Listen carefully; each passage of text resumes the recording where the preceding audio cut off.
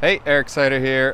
Just a quick update on this insanely hot day. I think 108 was the temperature today, which is just ridiculous. It's 6 p.m. and it feels like I'm inside an oven right now. But just a quick little tour of what I've tried to do to mitigate some of the extreme stress on the plants. All right, let's check it out. All right, here's our kale, which typically does not like high heat. This one's more of a pretty durable, so it bounces back pretty well. But straw is a great insulator in the winter against cold, but also in the summer against heat. So short of putting them in a climate-controlled bubble, the best thing we can do right now is just make sure that the roots aren't getting scalded. So I added a bunch of straw there, and the tomatoes seem to be doing all right. Added some straw for the volunteer beans and basil and pepper plant. And then for the potato box, I went ahead and added the third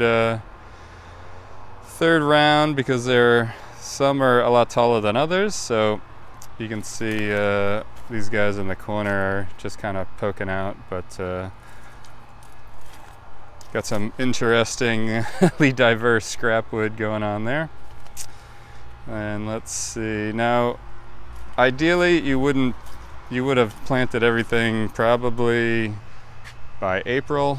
So the new plantings I'm doing, hopefully they will survive. We got the weed barrier here that's heavily mulched, and then everything that was, I had some other flats of new plants. They're all in the garage right now, just holding down the fort. The pond seems to be fine, thankfully. Let's see how it's actually pretty nice temperature, so that's good. So there's not really much. We got this kind of janky homemade shade cloth set up. So we got some old palm fronds, some tomato cages. Now these tomatoes were stressed before they got planted, so they're not happy.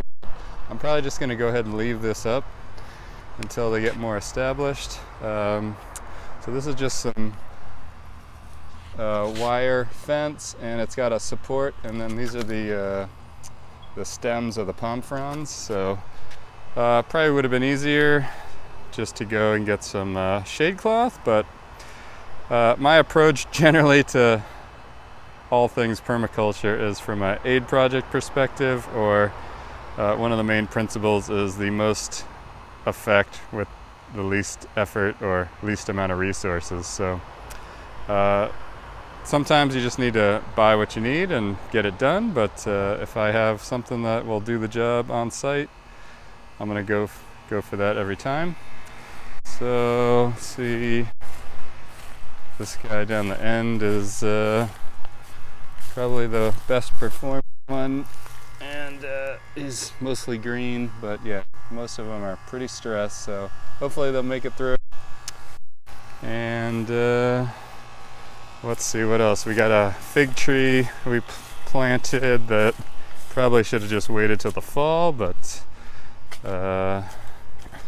you can see we got another interesting palm tree shade happening. So see, the curled leaves are mostly heat stress, but the ground is protected and it's under shade, so hopefully it'll come out all right. And then just got our compost going. Everything's just kind of in suspended animation right now. It's just, it's too hot to do anything other than sit inside and have popsicles. All right, that's it. We'll catch you next time.